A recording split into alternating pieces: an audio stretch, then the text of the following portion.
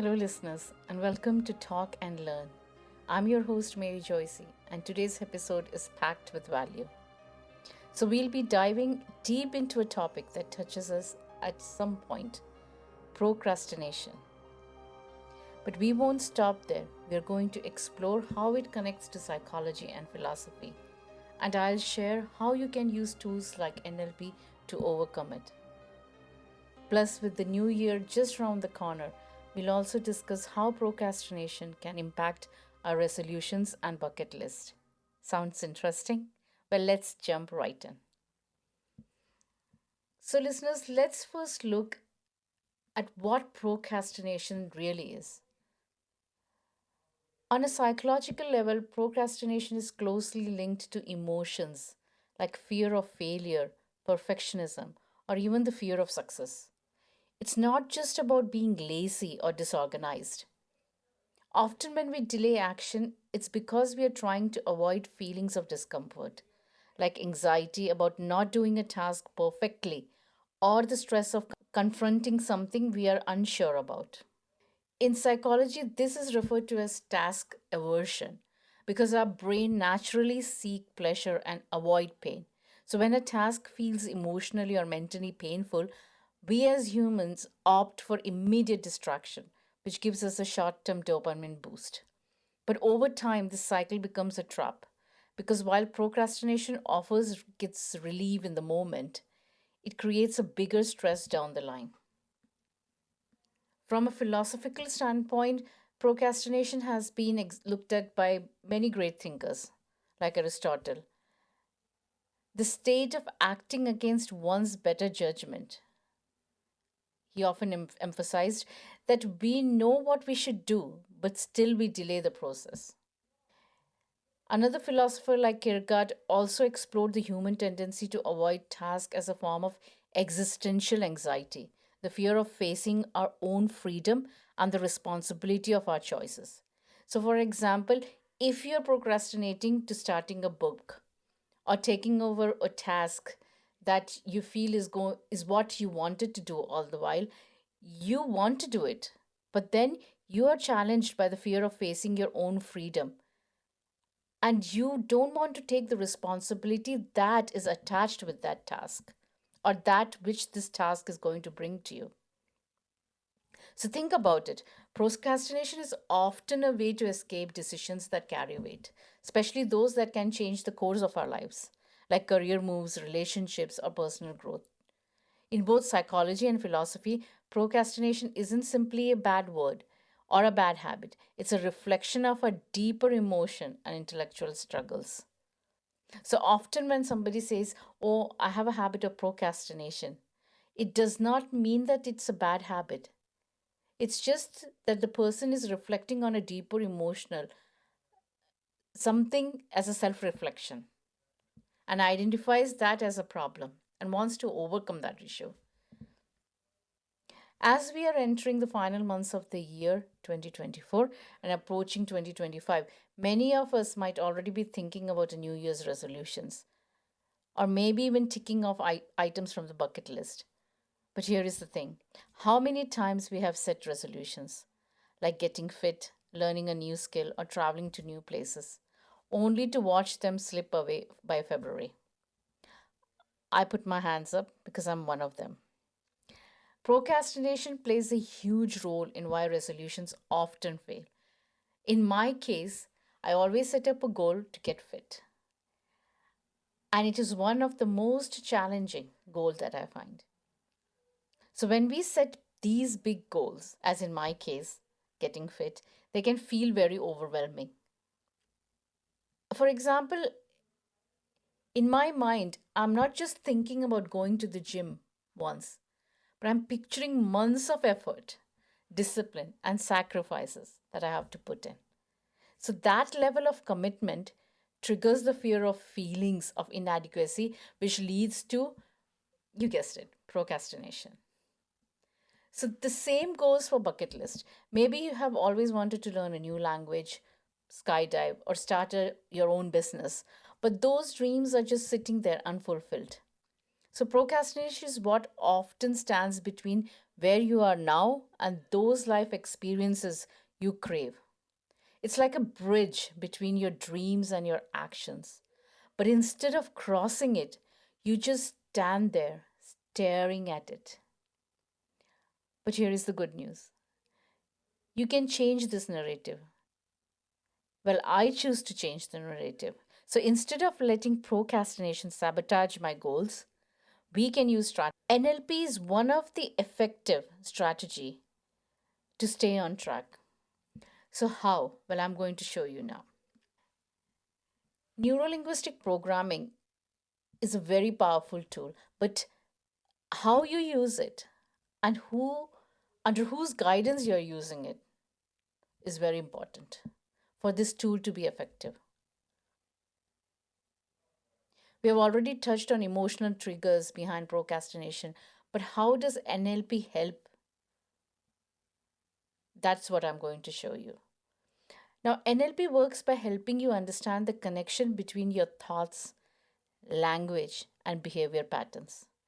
All these things, or all these 3 points, are very important.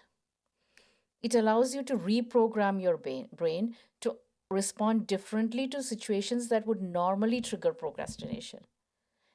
So, this change in mindset is very important. It is very useful when you're setting New Year's resolution or working through your bucket list. As it helps down the mental barriers that stop you from taking actions. Now, I'll quickly show you a very basic NLP exercise to reframe how you approach your goals and tasks. And this is the one you can use specifically when setting your resolutions for New Year or tackling those bucket list dreams. For this, you need to sit in a quiet space and just visualize the completed goal first. Think about one of your New Year's resolution on a bucket list item. It could be something like running a marathon, writing a book, or traveling to Paris. Now, for me, it is getting fit. Now, I want you to close your eyes and visualize yourself very specifically after you have already accomplished this goal. So, in my case, I'm going to visualize that I am fit. What does it feel like? Imagine the sense of pride, achievement, or joy you will feel once it is done. Visit that moment of pride, joy that you're feeling. Make that image in your mind as vivid and colorful as possible. Now bring up the image of how you usually procrastinate when it comes to this goal. Maybe you keep telling yourself, I will start it next week, or feel overwhelmed by where to begin. Identify that moment when this procrastination starts. What emotions are present? Fear, doubt, lack of motivation. Acknowledge that this is just a temporary phase and it's one that we can overcome or you can overcome. Now picture the moment of procrastination again. Let's say it's you sitting on the couch when you should be running or writing that book. Or in my case, me sitting on my couch thinking that I need to go for a walk outside and it's raining. Now imagine shrinking that scene down, making it small and dim in your mind. At the same time, bring up that powerful image of having completed our goal. In my case, me getting fit, getting into that dress that I long to wear, make it bright, bold, and full of energy. Mentally swish the procrastination image away and bring the action image into focus. Repeat this a few times, this flip. Now, lastly, one of the reasons we procrastinate often is because the goal is very big. Like New Year's resolution or bucket list are often items that are huge and daunting. Now, break down these big items into smaller, manageable steps. For example, instead of saying, I want to write a book, we say, I will write few chapters. Or instead of a big, huge goal that I'm going to lose these many kilos, I will walk few steps consistently every day for the whole year. So each small step feels less intimidating, and as we accomplish these mini goals, we build a momentum and a rhythm. By using these techniques, you can reframe your approach to both your everyday task and those bigger long-term goals, making procrastination less of an obstacle and more of a thing of past, or more of a challenge that you overcome. Now, these techniques need training, and if you are interested in familiarizing these techniques, click the link to my website and enroll for a session. I will be happy to coach you through this.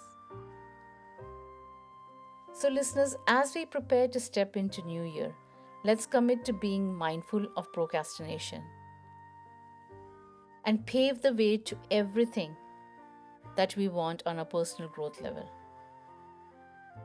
Things that are holding us back, we have to let it go. Whether it's a New Year resolution or an item on our bucket list, the key to achieving those goals lies in how we approach them, and more importantly, how we navigate the procrastination that inevitably shows up along the way.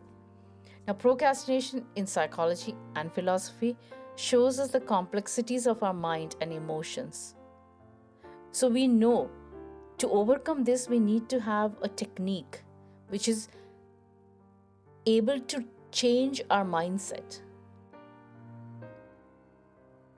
and overcome those mental roadblocks and start living a more intentional and purpose-driven life.